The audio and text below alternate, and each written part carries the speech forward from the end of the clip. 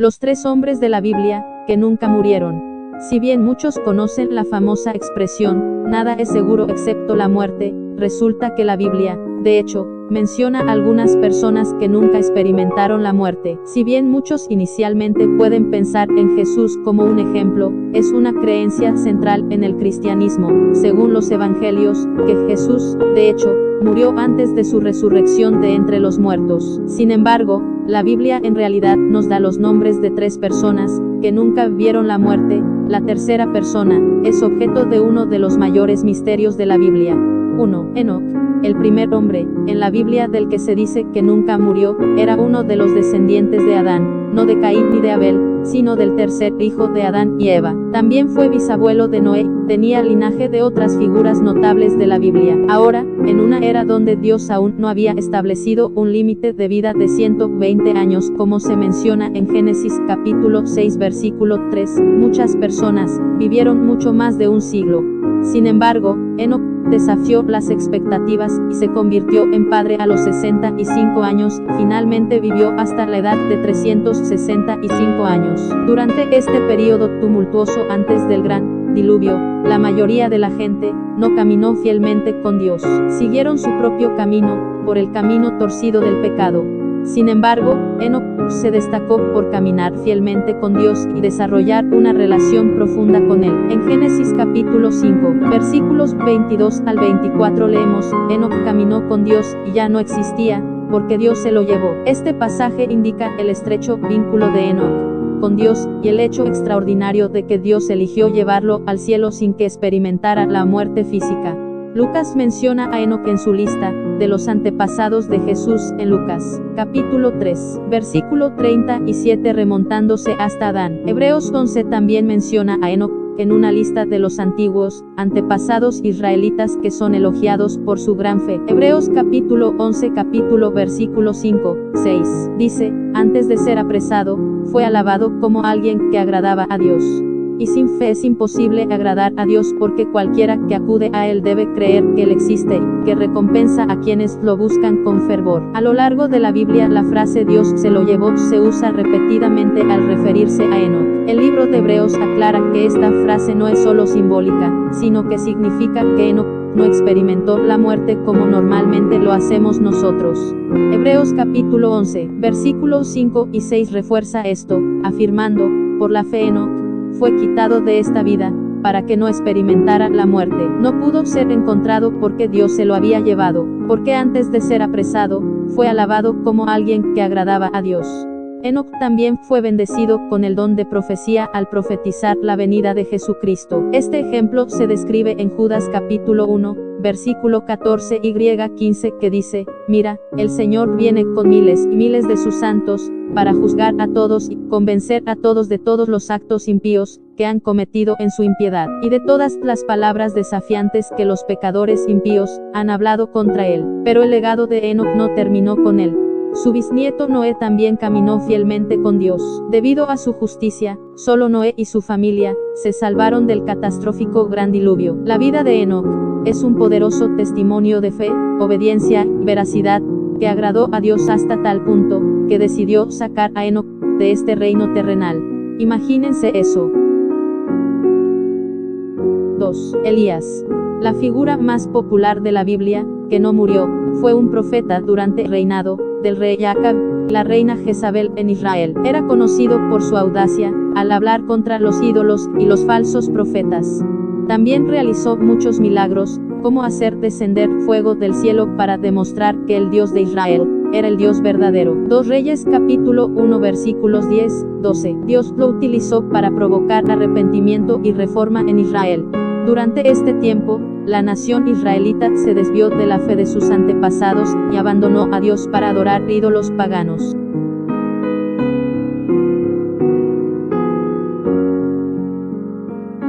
Este cambio hacia la idolatría fue instigado por el malvado rey Jeroboam. Jezabel, la esposa del rey Acab, era particularmente devota de la adoración de ídolos e influyó en su marido para que construyera un templo para el dios pagano Baal. Esta medida desvió a muchos israelitas de la adoración del Dios verdadero. Al presenciar el declive espiritual de su nación, el profeta Elías se opuso a la impiedad del rey Acab, instándolo a arrepentirse y regresar al Dios de Israel. Sin embargo, el rey permaneció obstinado y poco dispuesto a seguir el consejo de Elías. En respuesta, el profeta Elías profetizó que habría una sequía severa como castigo, sin lluvia ni rocío cayendo sobre la tierra, hasta que oró por su fin. Durante 3 años y medio los cielos permanecieron cerrados, provocando sequías y hambrunas generalizadas en todo el país. La historia de Elías, que no murió, fue directo al cielo, es aún más clara y dramática que la de Enoc. Eliseo, ayudante de Elías, fue advertido de su partida, en 2 Reyes, capítulo 2 versículo 3, que dice: entonces los hijos de los profetas, que estaban en Betel, salieron a Eliseo, y le dijeron: ¿sabes que Jehová te quitará a tu señor de encima de ti hoy? El día elegido por Dios, Elías partió de Gilgal, acompañado de Eliseo. Llegaron a las orillas del río Jordán, seguidos por 50 jóvenes profetas de Jericó, que permanecían a distancia observando. Elías tomó su manto, y doblándolo como si fuera un bastón, golpeó el agua, haciéndola partirse. Los profetas cruzaron el río sobre tierra seca. Caminando junto a Eliseo a través de las aguas divididas, Elías preguntó si había algo que Eliseo deseaba antes de que Dios se lo llevara. Eliseo expresó su deseo de recibir una doble porción del Espíritu Divino de su maestro. Elías le aseguró que, si bien era un pedido importante, se le concedería si Eliseo presenciaba el ascenso de su maestro al cielo. Mientras continuaban su conversación, de repente apareció un carro de fuego, tirado por caballos de fuego, separándolos. Elías ascendió al cielo en un torbellino, como se describe en Reyes, capítulo 2 versículo 11. 3. Melquisedec. Pocos misterios de la Biblia han atraído más interés que el enigma de la identidad de Melquisedec. Este es ampliamente considerado como el mayor misterio de la Biblia. En Hebreos capítulo 6 versículos 19-20, encontrarás que Jesucristo, después de su resurrección, ocupa la posición de sumo sacerdote, según el orden de Melquisedec.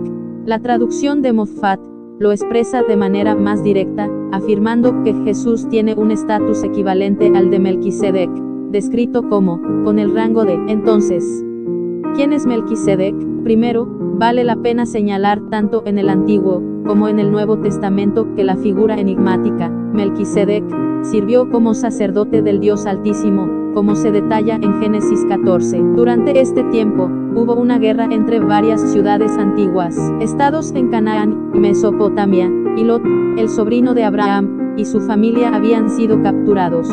Cuando uno del pueblo de Lot logró escapar y darle esta noticia a Abraham tomó medidas armando a 318 de sus propios siervos y persiguiendo a los invasores. Los localizó y logró rescatar a Lot y su familia, devolviéndolos sanos y salvos a las ciudades cananeas. Al regresar Abraham de esta atrevida misión de rescate, una figura misteriosa aparece de repente en escena. Fue Melquisedec quien se adelantó para ministrar a Abraham. Aquí está el relato en Génesis, capítulo 14, verso 18 al 20. Y Melquisedec, rey de Salem, sacó pan y vino. Era sacerdote del Dios Altísimo. Y Melquisedec bendijo a Abraham, dijo: bendito sea Abraham del Dios Altísimo, creador del cielo y de la tierra, y bendito sea el Dios Altísimo, que entregó a tus enemigos en tus manos. Y Abraham dio a Melquisedec el décimo de todo, es decir, el diezmo de todo, porque un diezmo significa un décimo. Número 1. Melquisedec era rey de Salem, o sea la ciudad de Jerusalén. Salem proviene de la palabra hebrea que significa paz. Eso convertiría a Melquisedec en el rey de la paz. Número 2. El nombre hebreo Melquisedec, que en sí significa rey de justicia. Número 3. El mismo individuo es mencionado en el Salmo capítulo 110 versículo 4. Hablando proféticamente de Cristo, David declaró: el Eterno ha jurado y no se arrepentirá. Tú eres sacerdote para siempre según el orden de Melquisedec. Este versículo se cita nuevamente en Hebreos, capítulo 5 versículo 6, 10. Hebreos, capítulo 7, versículo 3 dice: Melquisedec no tuvo padre ni madre, y no hay registro de sus antepasados.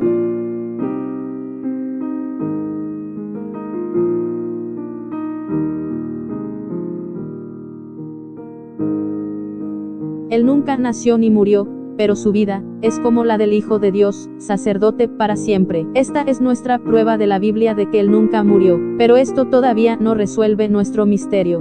Entonces, ¿quién es Él? ¿Quién lo sabe realmente? Mucha gente cree que Melquisedec era Jesucristo. Exploremos un poco esta narrativa. En Hebreos capítulo 7 versículos 20 y 21, Dios juró que Cristo siempre sería sacerdote para siempre.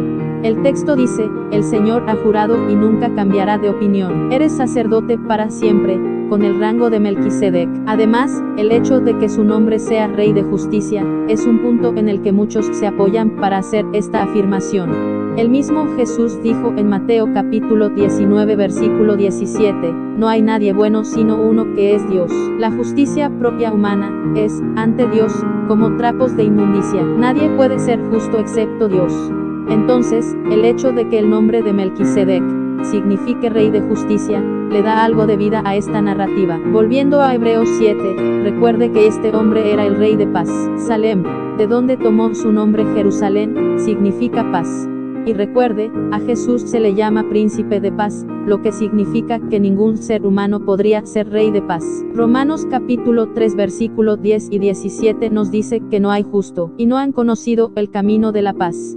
Entonces, ¿cómo puede un hombre ser a la vez rey de justicia y de paz? Además, el hecho de que Melquisedec no tuviera madre, ni padre, ni descendencia, o como lo expresa la traducción de Phillips, no tuviera padre ni madre ni árbol genealógico, significa que no nació como los seres humanos. Esto no significa que los registros de nacimiento de Melquisedec se perdieron. Sin tales registros, los sacerdotes humanos no podrían servir como se describe en Esdras capítulo 2 verso 62. La escritura también revela que Melquisedec es continuamente sacerdote. También sabemos que Dios juró que Cristo siempre sería sacerdote y su sacerdocio es en el orden de Melquisedec. Podrían ser la misma persona, sin embargo, aquí es donde esta narrativa se vuelve un poco complicada. Sí sabemos que en el futuro, en el Nuevo Testamento, Jesús tiene un padre y una madre, muere y resucita. Entonces, ¿podría Melquisedec ser realmente Jesús a pesar de que Jesús tuvo un padre, una madre y murió? ¿Quién lo sabe realmente? Las personas del otro lado del pasillo afirman que el autor del libro de Hebreos estaba hablando en sentido figurado, que más bien quería decir que Melquisedec era como Jesús o se parecía a Jesús. También afirman que en prácticamente todas las demás apariciones de Dios en la Biblia, la persona que se encuentra con Dios tiene cierta conciencia de que ha estado en la presencia de lo divino. Pero en la historia de Melquisedec, no hay ningún momento en el que Abraham reconozca que ha estado en la presencia de Dios. Es cierto que Melquisedec aparece y desaparece abruptamente de la narración, pero no hay nada en Génesis 14 que nos lleve explícitamente a ver que Dios mismo ha estado presente. Otro punto que señalan es que anteriormente en Hebreos capítulo 5 versículo 1, el autor dice que todo sacerdote es escogido de entre los hombres. El objetivo del sacerdocio es que un ser humano, elegido y ungido se presente ante Dios como nuestro representante. Debido a que Jesús era completamente hombre en el Nuevo Testamento, además de ser completamente Dios, pudo servir como nuestro sacerdote perfecto. Pero antes de Jesús, el sacerdote supremo, la Biblia enseña claramente que los sacerdotes son seres humanos, que desempeñan un papel representativo. Sin embargo, estas diferencias de opinión no deberían distraernos ni dividirnos. Al final del día, lo que más importa es que tenemos un gran sumo sacerdote llamado Jesús, alguien que ha pagado por nuestro pecado, que defiende nuestro caso ante Dios y que nos ama con un amor eterno.